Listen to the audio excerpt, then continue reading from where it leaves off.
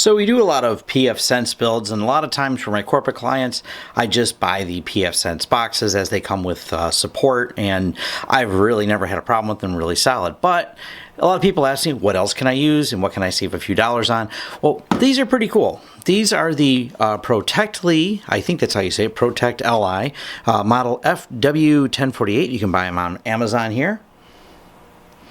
And they're not generally expensive. Now this is the firewall micro appliance with gigabit LAN ports. Now the specs on this are pretty good.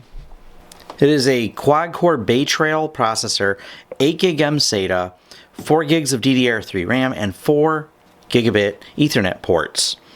Now as you can see, these boxes are passively cooled, and I'll take it apart and show you kind of the innards of it, but it's pretty neat. There's no fans, complete silent operation. You get in the box, the unit, power supply, power cord, mounting plate so you can bolt it to a wall. This is actually really nice.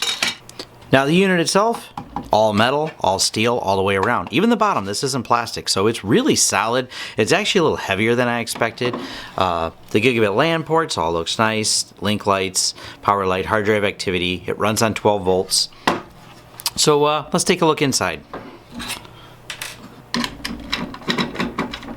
I will note on taking this apart that the screws feel kind of soft and like I was almost going to strip them pulling them out. They did show little signs, and one of them was a little bit cross-threaded, but overall not bad.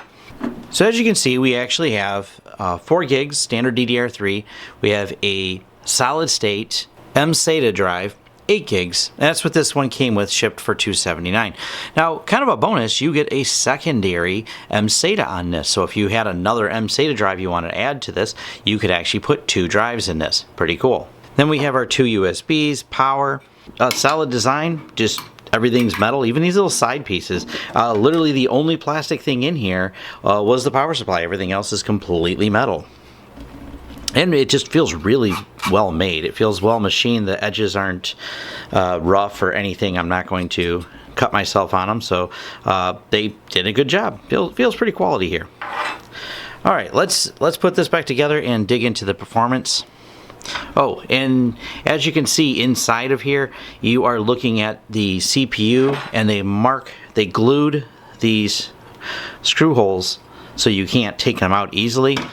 And so they probably won't back out from vibration, but the heatsink has, and I can see some, looks like some paste between there or a heatsink pad, so the heat passively goes to the top of this. You know, it is a fanless design, and it looks like it dissipates the heat really well. So let's give it a try. So out of the box, these come installed with pfSense when you order them from Amazon at the link I have below.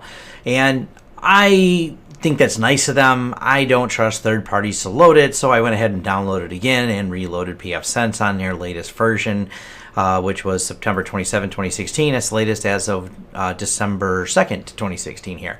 Now I did some load testing, and of course that's what I'm curious about is, can it speed and how much speed can it handle? So let's do a real quick test here. And I've actually already done several tests before I started the video because I wanted to let it run for a while and see if I can't heat it up. Now the CPU usage, you'll see, goes up a little bit, and we're getting 816 megs per second. Not bad. So unless you have a internet connection that exceeds, you know, gigabit speeds, then this is pretty solid as far as speed goes, 819. And you know, this is fully configured box. Now, heat-wise, I've had it running for several hours. I let it run under full load as long as I had patience for, which was another hour or so. The highest temperature achieved was sometimes 48. Mostly it was 47. That's under constant full load, which I've just finished doing, so it's still coming back down. After this sits for a while and you just leave the box at idle, the temperature goes all the way down to about 45 Celsius, sometimes all the way down to 42. And the ambient temperature, let me look right now. Ambient temperature in my office is 73 degrees, so not bad. It's 73, what is that in Fahrenheit? I don't know, I'll figure that out later. So It's not that hot. It's obviously 46 is pretty cool to the touch as far as like the top of it. It's not that hot on top. I don't have a thermal sensor to prove it, but you can lay your hand on there and it's really minor. So I don't think there's any heat issues with it. Performance-wise, it flips fine through all the screens. I don't have any issues with it. Everything seems to work perfectly fine. It reboots really fast. That MSATA drive definitely is good in this. All the options I have configured. I haven't tried loading it up with anything like VPN. It's not something that's going to even be used on this for the client, but I'm sure it'll handle that fine because it's got a nice quad core in it. So overall, I'm pretty happy with this. Even though Celeron, it's quiet, of course, because there's no fan, so it's completely silent. I can't say quiet. I got to say silent. My tests show that it doesn't have any problems doing, over 800 megs a second. So as long as your internet WAN connection is less than 800 megs a second, you should be good to go. And the performance is really good on it. So I really haven't had any issues. It works well. It's a great little tool, and for $279 for all the parts complete, it's a pretty solid pfSense build. So that's my review of the firewall micro appliance by, I guess you want to call them protectli on their website. Don't bother going to their website. As of right now, they really don't have much more information than what you can find on Amazon, but overall, not a bad little product. Thanks. And if you like the videos, like and subscribe. Appreciate it.